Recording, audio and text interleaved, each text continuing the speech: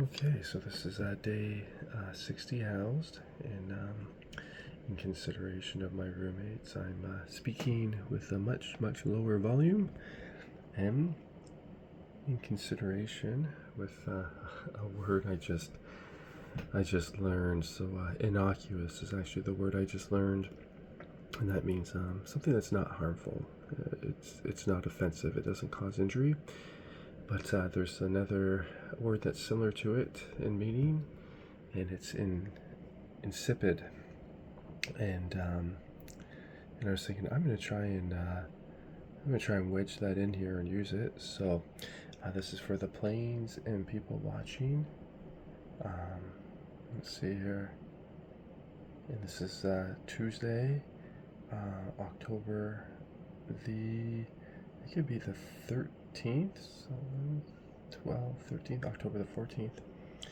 And I see that right here. I got the two words for people watching. That should be a compound word. So planes and people watching, all one word, and that's okay. I'll have to change that.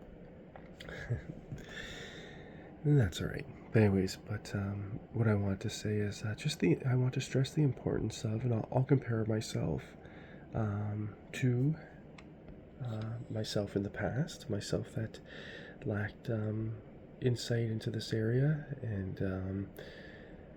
and struggled a lot. And I used to really struggle with writing. I used to really struggle with consistency.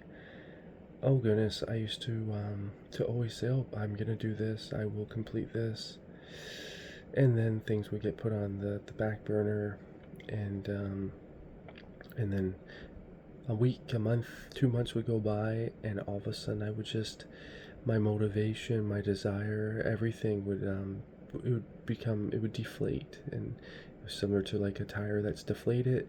It's really hard to pedal that bike, and so anyways, but one thing that I've learned is the how powerful a good and healthy routine is.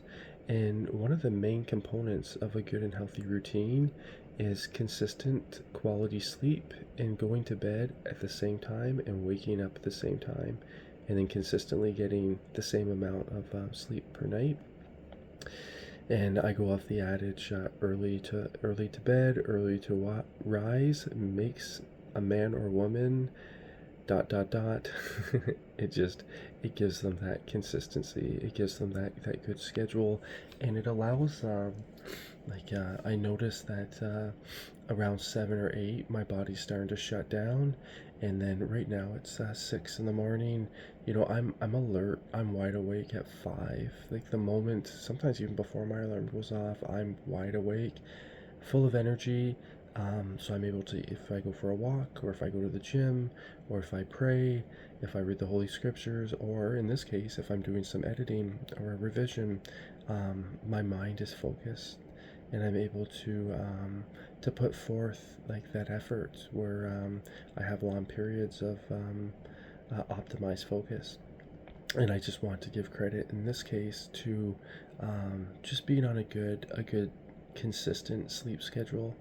So that's it. That's the learning lesson. That's what I'd like to share and to teach in this moment is getting on a really good sleep schedule that you do not compromise, a sleep schedule that is a non-negotiable.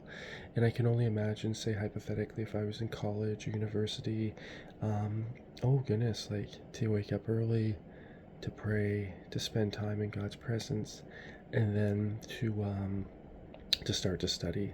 Um, Maybe read ahead on a couple chapters. Maybe examine, some of the notes that I made while reading, the day prior or a week prior, and then working on a couple projects. Especially if you're a college student, you're getting many projects, and or even a high school student.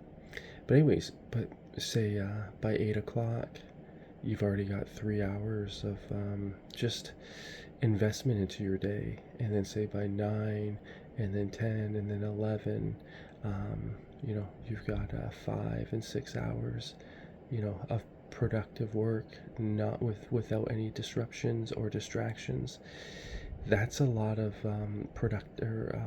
productive time to invest into your day, and it's before noon.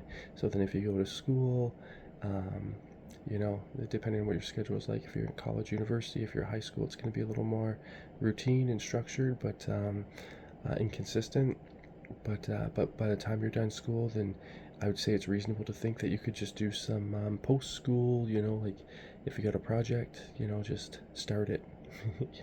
Just get the groundwork done for it, get the ideas flowing for it, and if you have like an exam or a test, you can always just do, every day, just 20 minutes of studying, like whether it be key terms or terminology or different concepts, etc.